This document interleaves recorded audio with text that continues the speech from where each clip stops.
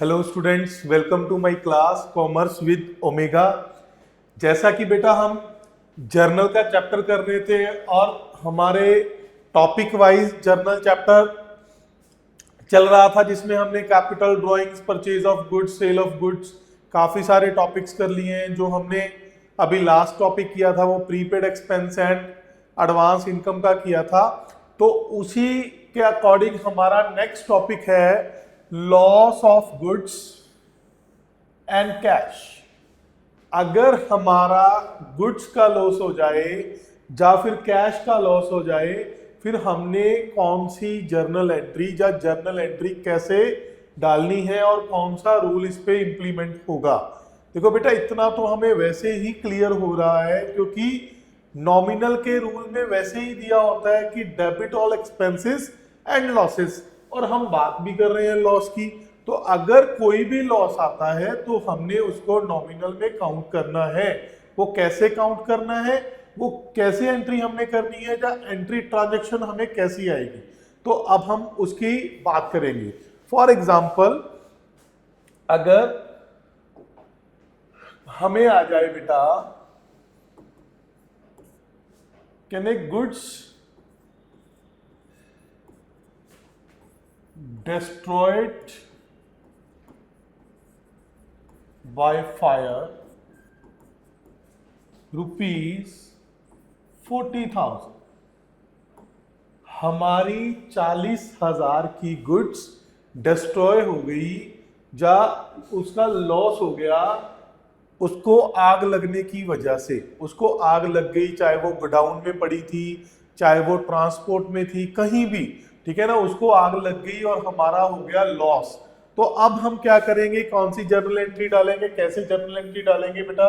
सबसे पहले तो आ गया हमारे पास लॉस, और दूसरी चीज आ गई बेटा गुड्स की।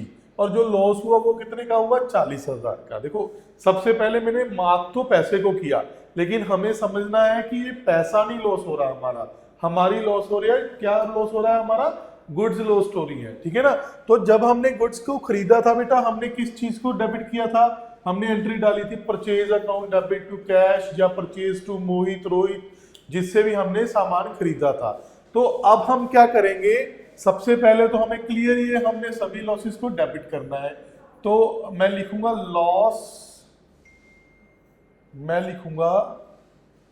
Loss by fire account debit to purchase account. बेटा देखो, गुड्स चाहे आग लगने की वजह से हमारे पास से चली गई, चाहे किसी भी रीजन के, चाहे हमने सेल कर दिया, चाहे हमने विड्रॉ कर ली, चाहे हमने फ्री दे दी, गुड्स तो जा ही रही है ना। तो गुड्स जा रही हैं तो हम कौन सा रूल लगाएंगे, रियल का रूल लगाएंगे। रियल का रूल क्या था, debit what comes in, credit what goes out. तो गुड्स हमारे पास से जा रही थी, और जब गुड्स आती हैं तो हम परचेज को डेबिट करते हैं, ठीक है ना। अगर वो सेल के बिना कहीं और जाए, किसी भी और तरीके से जाए, चाहे हमने फ्री दे दी, चाहे हमने खुद विड्रॉ कर ली पर्सनल यूज के लिए, चाहे किसी भी चीज वो कर लिया, हमने यूज कर लिया उसको, तो हम क्या करेंगे बेटा, परचेज को क्रेडिट करेंगे।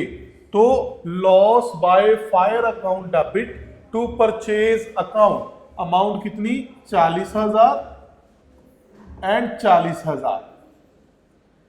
क्लियर। ये था हमारा एक सिंपल केस। इसमें अगर मैं थोड़ा सा और ऐड ऑन करूं, हमें आ जाए, मैं इसी को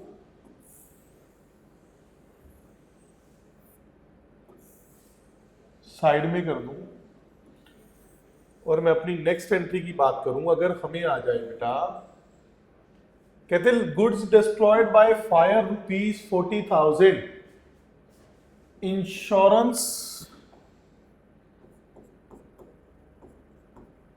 इंश्योरेंस कंपनी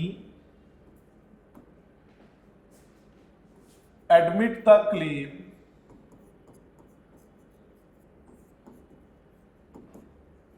₹35,000। तो बेटा इंश्योरेंस कंपनी क्या बोली, कोई बात नहीं, अगर आपका 40,000 का लॉस हो गया, मैंने उन गुड्स को इंश्योर करवा रखा था। अगर अनइंश्योर्ड थी तो हमने ये वाली एंट्री डाली जो मैंने पहले आपको करके दिखाई। अगर इंश्योर्ड है तो इंश्योरेंस कंपनी ने हमें क्या बोला कि कोई बात नहीं, मैं आपका 35,000 कवर कर लूंगी, वो लॉस मैं आपको पे कर दूंगी, ठीक है ना। तो हम क्या करेंगे बेटा, अब हमारा लॉस कितने का रह गया, loss by fire account debit, ठीक है। हमारा लॉस कितने का रह गया बेटा, अब 5,000 का। उसके बाद क्या आया, इंश्योरेंस कंपनी। तो अब इंश्योरेंस कंपनी से हमने कितने पैसे लेने हैं,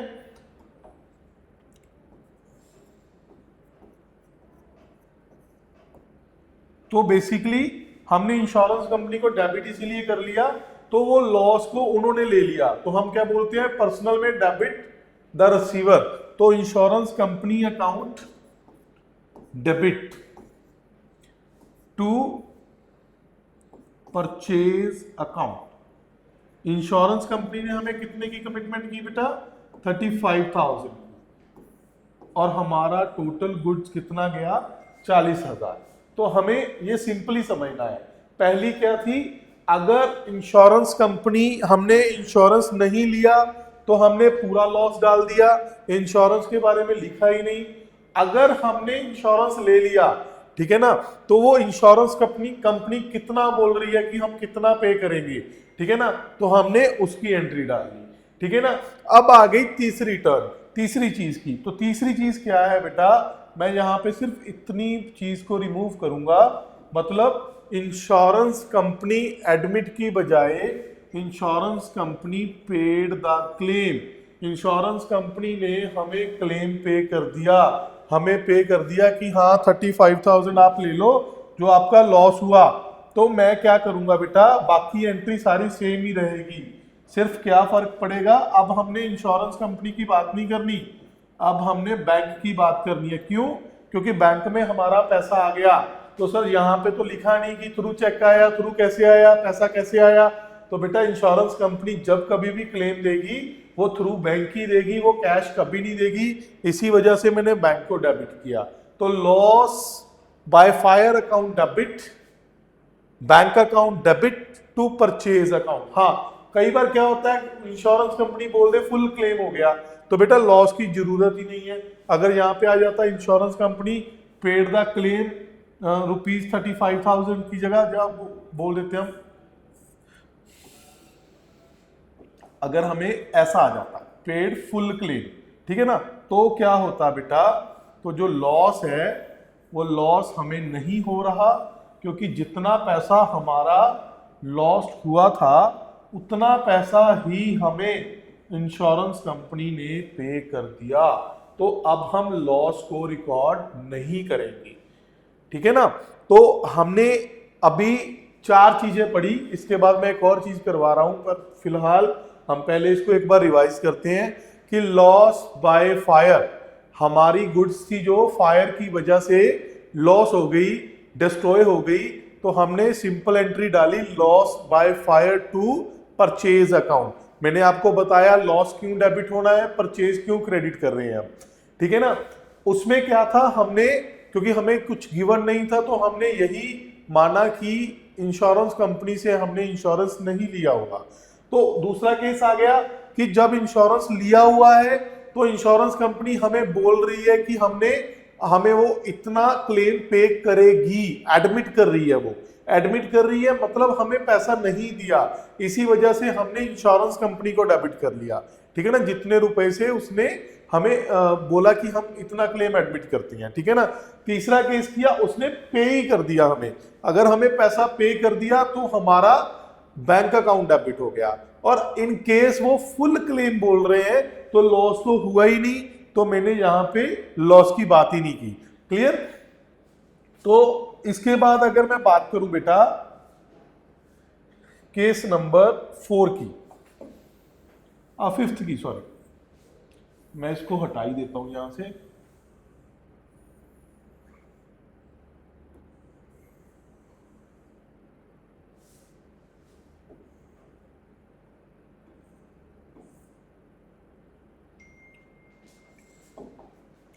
इसके बाद आ गया हमारा नेक्स्ट केस और लास्ट केस, मान लो मैं ये एंट्री बुक में से पढ़ के आपको करवा रहा हूं क्योंकि मुझे लग रहा था कुछ नया है तो मैं आपको वो भी करवा रहा हूं। तो इसमें हमें दिया हुआ है cash stolen from cash box ₹45,000। Cash stolen from cash box ₹45,000।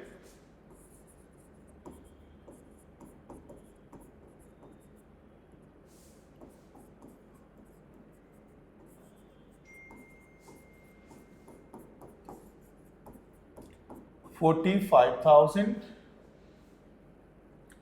With the help of, देखो मैंने ऊपर टॉपिक का नाम भी लिखा था, loss of goods and cash. तो कैश का भी तो लॉस हो सकता है ना, इसमें एम्बेजलमेंट भी आ सकती है, मतलब हमारी कंपनी में घपला हो गया है ना, तो वो भी हो सकता है। जब स्टोलन मतलब चोरी हो गई, तो cash stolen from cash box ₹45,000। तो इन्होंने आगे दिया हुआ with the help of police 27,000 could be recovered the same day.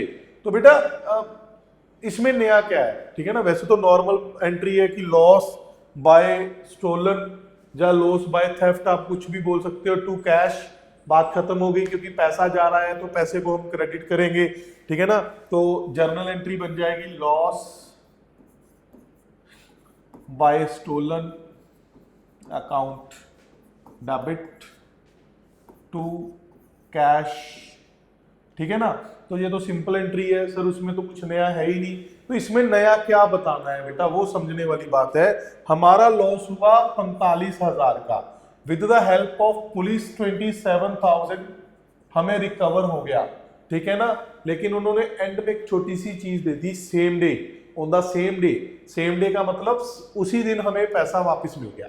तो बेटा एक चीज समझने वाली है, आप कभी भी अकाउंट्स करोगे फुल, हम सुबह से लेके अपने गल्ले का हिसाब शाम को इवनिंग में चेक करते हैं कि हमारे पास कितना कैश बच रहा है, उसको हम अपनी बुक्स में रिकॉर्ड करते हैं। ये नहीं होता कि हम दिन भर ऐसे ही करते रहेंगे कि तो हर घंटे के बाद हम कैश मिलाएंगे, वो करेंगे, ये करेंगे, ऐसा कुछ नहीं होता। हम डे के एंड ऑफ द डे हम अपने कैश बॉक्स का कैश मैच करते हैं हमारी बुक्स के साथ, और फिर उसके बाद हम रिकॉर्ड करते हैं। तो पहले हमने क्या किया था कि इंश्योरेंस कंपनी ने हमें पैसा पे कर दिया जी, हमने पूरा लॉस डाल दिया। उसके बाद हमने क्या किया बेटा, जितना पैसा हमें आया वो बैंक में डेबिट कर दिया, ठीक है ना। हमने ऐसी एंट्री डाली थी। लेकिन अब क्या है, अब सिंपल एंट्री डलेगी, कितने की डलेगी, 18,000 की। क्यों? क्योंकि जितना पैसा गया था उसमें से 27,000 इवनिंग होने से पहले, हमारा गल्ला मैच होने से पहले हमें रिकवर हो गया। दैट्स वाई हम उसको लिखेंगे ही नहीं जो पैसा रिकवर हो गया, ठीक है ना। जब चोरी हुआ था उसमें से जितना पैसा रिकवर हुआ हम लिखेंगे ही नहीं। जा इसका दूसरा कारण हम ये भी बोल सकते हैं, हम एंट्री डालेंगे क्या बेटा, loss by stolen account debit भी 18,000 का लॉस हो गया, ठीक है। फिर कैश अकाउंट डेबिट, क्योंकि कैश कम्स इन भी हो गया, ठीक है ना, कितना 27,000। फिर टू कैश, क्योंकि पैसा हमारा चला भी गया। तो बेटा इस एंट्री की तो कोई तुक ही नहीं बन रही, मतलब ये एंट्री सही नहीं बन रही। तो इसी वजह से हम ये वाली एंट्री डालते हैं। नेट पैसा कितना, हमारा नेट पैसा हमारे पास में से गया, क्लियर, मतलब जितना पैसा हमारे पास से गया उतने का हमने लॉस डाल दिया। तो यही था हमारा topic, loss of goods and cash, जिसमें हमने 3-4 चीजें अलग अलग सीखी हैं। जिसमें से जैसे हमने पहले सीखा कि अगर इंश्योरेंस नहीं है तो हमने लॉस की एंट्री कैसे डालनी है, अगर इंश्योरेंस है वो एडमिट कर रहे हैं तो क्या करना है, अगर पे कर रहे हैं तो क्या करना है, अगर फुल क्लेम पे कर रहे हैं तो क्या करना है, और अगर लॉस का कैश हो रहा है, अगर उसमें से कुछ पैसा सेम डे रिकवर हो रहा है तो हमने कौन सी एंट्री डालनी है।